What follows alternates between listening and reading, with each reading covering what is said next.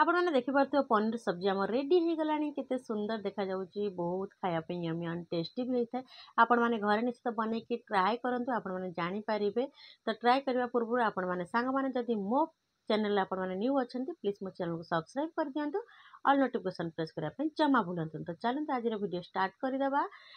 देखंतु नमस्कार जुहार जय मां समले जय जगन्नाथ। आज पनीर सब्जी आमर बनैबू पनीर करी सामग्री होची मु देखंतु आपण माने मु नेची 10 रु 12 पोला रसुण अदा 12 इंच खंड अदा नहीं अल्प अदा पियाज 3टा नहीं टमाटर 2टा गुजराती 2टा डालचीनी खंडे आ तेजपत्र 2टा पनीर नहीं 200 ग्राम। तो चलतु आम बनैबा ए सब्जी। प्रथम पैन को बसई दबा पियाज को टिक टिक करी काटिदबा लंबा साइज करके सेप देकी काटिदबा काटिदे तेल टिके अधिक दबा ता देहरे पियाज पकेबा देखिबा तेल गरम है कि ना। तो आम तेल बर्तमान गरम हो गला आप देखिपे सब पियाज केमती पकईदबा पकईकी पियाज को भल कि गोल्डन हवा पर्यंत भाजवा देखिपे ये कलर आसिक पियाज को कौन करना आम जमी बिरियानी बनाऊ सेमती पियाज को काढ़ीदबा गोटे पात्र को काढ़ी आम रखा। आप देखिपे पियाज टी भल भाव में एमती भाजीदबा भाजी सारा पूरा गोल्डन होमती सेमती आम पियाज को काढ़ीदबा काढ़ी सारा बाकी जो प्रोसेस अच्छी मुझे आपण मान सहित सेयार करुच्ची। देखते आमर पूरा गोल्डन हो गला एबे गोटे बाउल को काढ़ीदबा ता देहरे आम रखिथिबा अदा आउ रसुण को ताकू तेल रे पकेकी भाजीदबा कहीं सब ग्राइंडिंग करके सब्जी रे पड़े बहुत थिकनेस आसता है बहुत ग्रेवी होता है बहुत टेस्ट होता है। आप देखिए अदा और रसुण भी मोर भाजी हो गला आम पनीर को भाजीदेलु कहीं आपण मानक यहाँ हूँ ऑप्शन अच्छे पनीर आपने भाजी भी पारती न भाजी भी पारती। तो पनीर भाजिकी मुझे हलदी और लुण पानी रे पकईदेली कहीं भाजिकी साइड रखिदेली से टाण हो। तो तेल गरम हो गला मुझे गुजराती 2टा तेजपत्र 2टा आउ डालचीनी रखी खंडे पकईली पकईकी टिके भाजवा जीरा अल्प मु पकईली।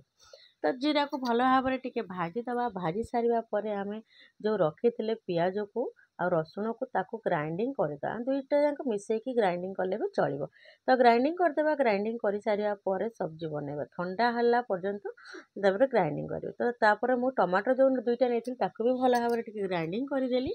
बिना पानी देकी ग्राइंडिंग करबा आपण माने। तो ता देहरे कोन करबा ना आम काश्मीरी चिली पाउडर मु 2 चामच नहीं छोटे चामच रे हलदी गुंड गोटे चामच नहीं भल कि भाजीदबा भाजी सारा पर जो टमाटर को मु पिसिकी रखी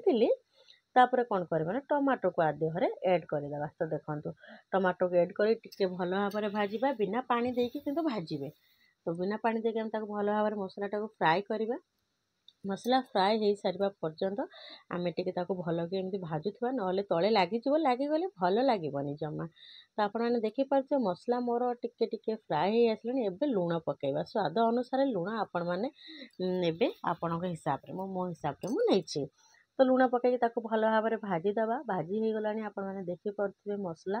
तो मसला भाजी हो सारापर कौन करवा ना मसला को ठंडा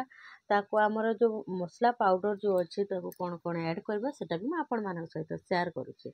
आपण मैंने देखिपे ये आमर मसला रेडी हो गला जो पियाज को बाटिकी रखी पियाज रसुण ताको भल भाव में देकी भाजीदबा मसला रे ताको देकी भल कि कषिदबा कषि सारा पर किसी समय पर ताको कौन करवा ना आमर जो मसला पाउडर अच्छी किछि ऐड कर गरम मसला मु 1 चामच नहीं धनिया पाउडर नहीं मु अध चामच रु 1 चामच धनिया जीरा मिसेकी 1 चामच नहीं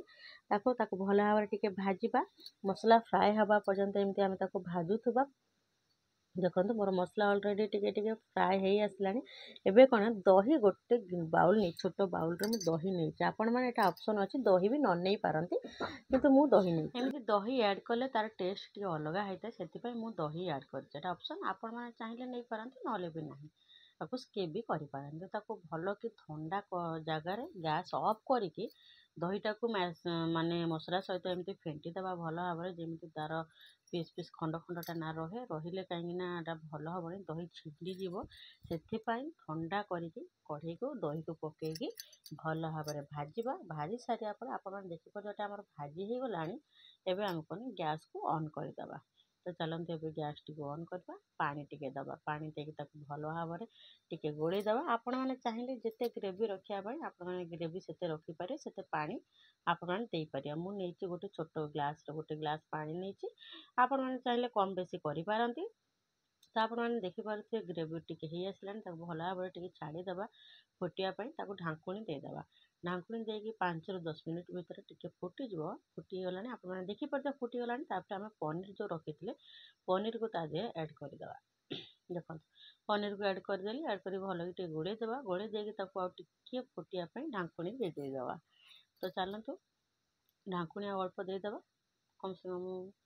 5 मिनिट्स टिके फुटापी आप देखिपे कलर केमती आसीगला पनीर तरकार पनीर करी कलर के आसीगला आ देखापी के सुंदर देखा जाऊँगी आमर पनीर करी रेडी हो भी गला आप देखिपे ग्रेवी भी हो गला आपको आपण भात रुटी पिठा सबुते खाईपारे तो घरे निश्चित ट्राए करूँ आमती मत निश्चित कमेंट मध्यम जनइबे आउ गोटे कथा आपण मैंने चाहिए गुआ घी गोटे चामच नहीं पारे कहीं गुआ घी मुझे गोटा ऑप्शन गुआ घी आपने पारती कि गुआ घी यूज करनी देहरे तो भल आम तरकारी रेडी गला गोटे बाउल को काढ़ीदे तरकारी को चलतु एवं आम पनीर करी रेडी एवं गोटे बाउल को काढ़ीदे काढ़ी सर्व करवा तो आपण मैंने देखिपे आज वीडियो आपण मैंने केमती लगिला कमेंट मध्यम निश्चित जनइबे मो चैनल नुआ थे मो चैनल को सब्सक्राइब करदेवे आमती नुआ नुआ रेसिपी देखापी मो चैनल को निश्चित फॉलो कर दिंतु आउ जदि मो फेसबुक पेज आप फॉलो कर दिंतु आ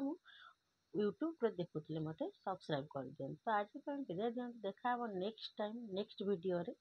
तेरे पर्यंत नमस्कार जुहार जय मां जय जगन्नाथ।